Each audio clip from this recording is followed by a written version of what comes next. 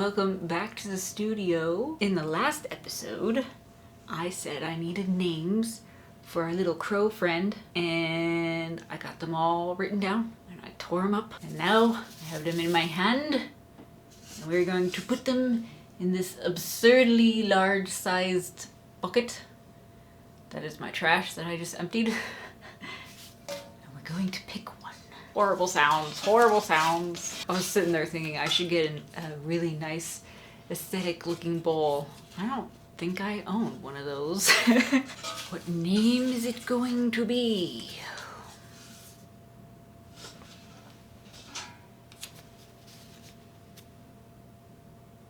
There's a hair on it. Looks like an eyelash. His name is Cedric. Cedric's behind me. Here, I'll show you. Cedric is down there until I get the wall painted, and then he'll go somewhere over here. Yeah? I'll have to go back and look. I don't know who said what names. Sorry. But Cedric is the winner.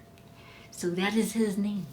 And in combination of what I have planned and having a name for him, we are going to do a little crow picture, but it's a little bit different.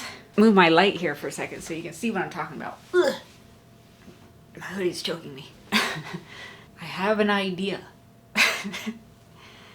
And my idea is a series of pictures that go together that tell a story, right? And for the sake of the season, we're gonna start with a couple pictures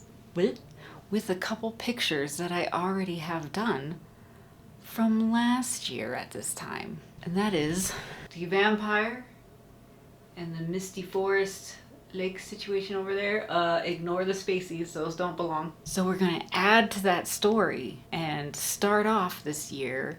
In conjunction to that, we're going to make a little window that's like at the very top of his castle with a little crow in that window, based off of a picture that I took when we were in Ireland. And that will start off the series of pictures around this vampire, because I love vampires, okay?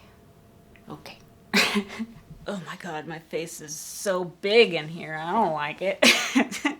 Okay, to show you what we're going off of,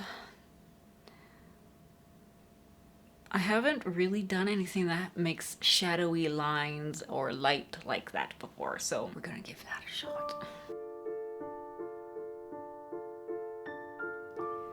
This is a vampire who surrounds himself with life, creating a sanctuary of biodiversity for animals, fauna and flora, going against his nature. Instead of being surrounded by death, decay, and maybe a few bats, he is surrounded by life.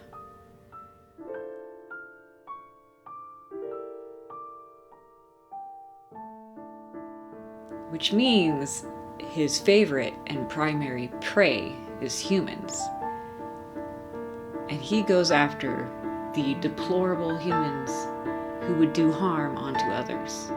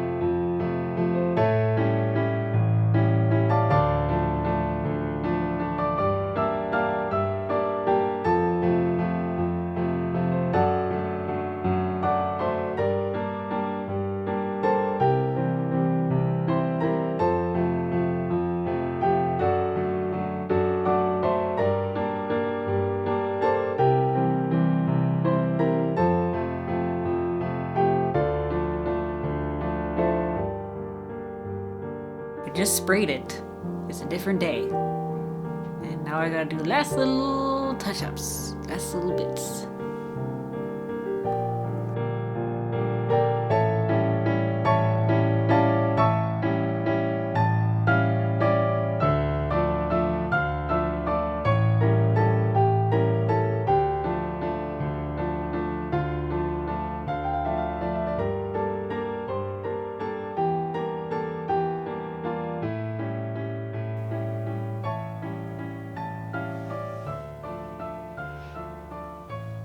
I heard a noise.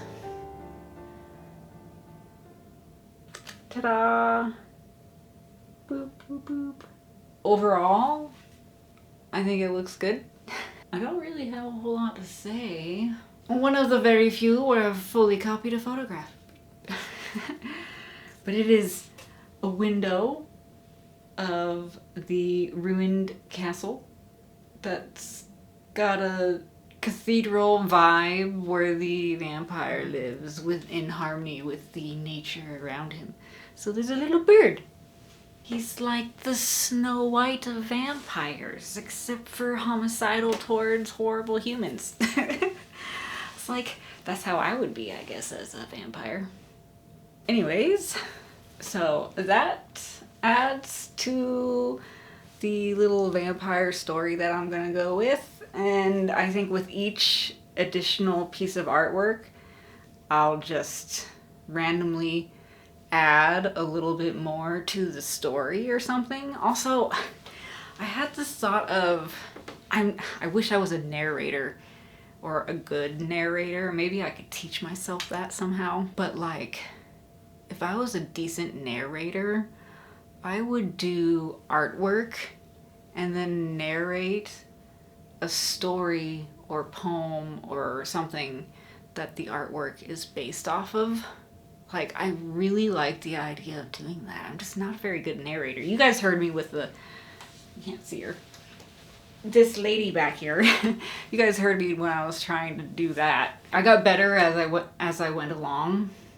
Like, I wasn't giving myself enough space. I was rushing at the beginning, and then near the end I got a little bit better. I liked, well, in the moment I was kind of stressed reading it because I'm not the best. I like that idea. So if I make a video where I've done that, you know why? Because I decided to give it a shot. I think I'm seeing a gray hair in my vision.